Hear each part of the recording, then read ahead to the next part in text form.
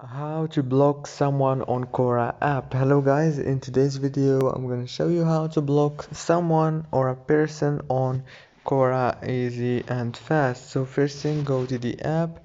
This is the home page as you can see. Now choose the person that you want to block. For example, I'm going to choose this one right here just to show you how.